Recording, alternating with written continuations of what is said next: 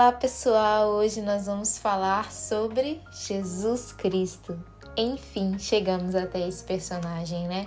Que responsabilidade falar sobre este homem, sobre esse ser divino.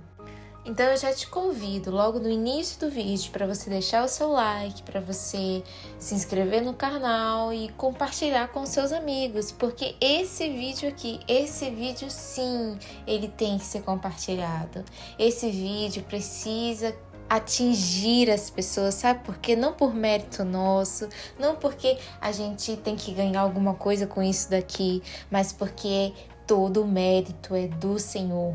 É sobre Ele que nós vamos falar aqui hoje. Então nós precisamos que as pessoas ouçam sobre a sua palavra.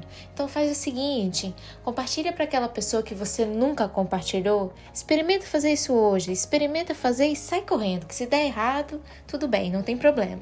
Na verdade, o máximo que pode acontecer é a pessoa não ver. E aí, infelizmente, quem está perdendo é ela. Mas então, vamos para a palavra de hoje. A história de Jesus, ela começa muito antes do seu nascimento e é desde lá do Éden, quando Adão e Eva pecaram. Ali, Jesus prometeu que enviaria um Salvador para derrotar o mal. Porque lá em Gênesis 3,15, Deus declara: "E porei inimizade entre ti e a mulher, entre a tua descendência e a descendência dela. Este te ferirá a cabeça e tu lhe ferirás o calcanhar." Esse é o diálogo ali entre Deus e a serpente, né? E essa é a promessa que atravessou gerações até que em Belém nasceu o Filho de Deus. Em Lucas 2,11 diz que hoje, na cidade de Davi, nosso Salvador, que é Cristo, o Senhor, nasceu. E até desde o seu nascimento é perceptível a humildade desse ser, que ele não foi colocado ali dentro de um berço de ouro para provar o seu valor, mesmo que ele merecesse como um ser divino e como o próprio descendente do rei Davi. Nós percebemos um novo nome durante o Antigo Testamento. O Messias, o escolhido, aquele que foi ungido, ou seja, um rei, mas sem o seu reinado político. Na verdade, era a promessa de ser oferecido a salvação através do Messias. E Jesus cresceu em Nazaré, ajudando seu pai José como carpinteiro, e ele foi vivendo ali a sua vida comum. E ainda assim, a palavra aponta para um homem cheio de sabedoria e graça.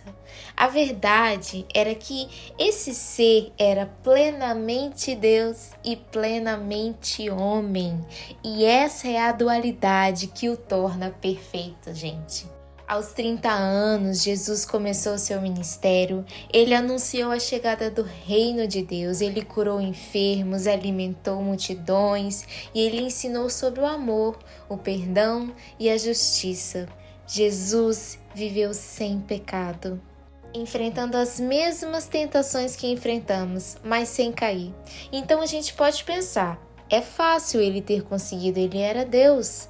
Mas lá em Filipenses 2, do 6 ao 7, diz que ele, embora sendo Deus, não considerou o ser igual a Deus como algo que o devesse apegar-se, mas ele se esvaziou de si mesmo, vindo a ser servo, tornando-se semelhante aos homens. E dentro dessa semelhança, ele foi um homem que viveu todas as experiências humanas, incluindo fome, sede, fadiga e até tentação. No entanto, ele não pecou. Isso não significa que ele era de alguma forma diferente dos outros seres humanos, mas ele tinha uma natureza perfeitamente obediente e justa. E aí você pode se perguntar, o porquê dele ter vindo, né? Se fosse só para fazer milagres, pregar o evangelho, por que não usar qualquer outro homem que Deus amou tanto ali? Eu não sei se você sabe, mas foi esse Jesus que morreu por nós. E eu te explico melhor. O principal propósito de Jesus era restaurar nossa comunhão com Deus. Ele veio para ser o Cordeiro de Deus que tira o pecado do mundo. É o seguinte, Deus já tinha afirmado que o destino do pecado era a morte. Sem derramamento de sangue não há perdão. Por isso, tínhamos o sacrifício dos animais. Mas ele afirma também lá em Hebreus 10:4, pois é impossível que o sangue de touros e bode tire pecados. Os sacrifícios apontavam para algo maior, a necessidade de um sacrifício perfeito e definitivo. Eis aí quem João Batista chamou de Jesus, o Cordeiro de Deus, que tira o pecado do mundo. Só Ele poderia ser o sacrifício perfeito e sem pecado, o único sacrifício que foi e é suficiente para todos os tempos. Essa foi uma missão marcada por compaixão e obediência à vontade de Deus. E ele sabia o que ele enfrentaria ali naquela cruz, mas mesmo assim Jesus escolheu obedecer para que nós pudéssemos ser reconciliados com Deus. Jesus ele morreu na cruz, carregando os nossos pecados e o de toda a humanidade. Naquele momento, ele levou sobre si a culpa que era minha e sua. O castigo que nos trouxe a paz estava sobre ele, e pelas suas feridas nós fomos curados. E poderíamos acabar o vídeo aqui, falando que através das suas feridas saíram poder para curar.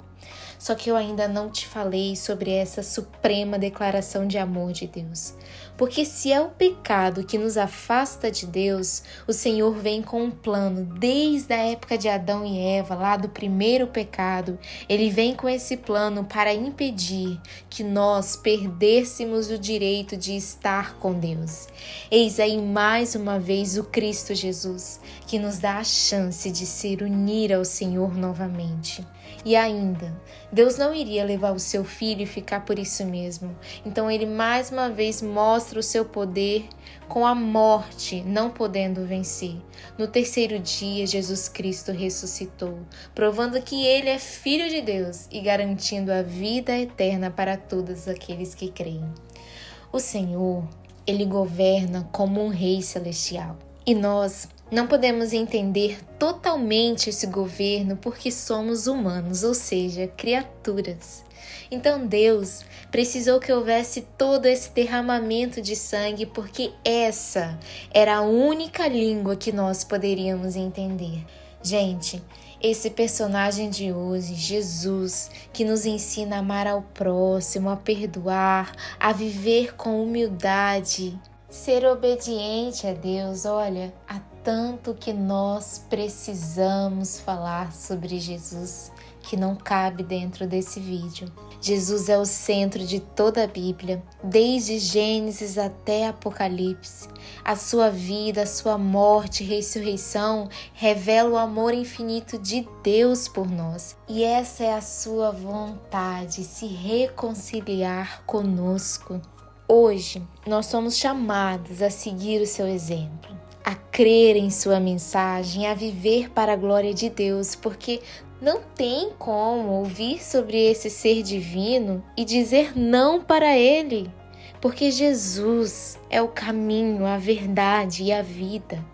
A Bíblia nos chama a participar da natureza divina, mas é importante a gente compreender uma coisa aqui.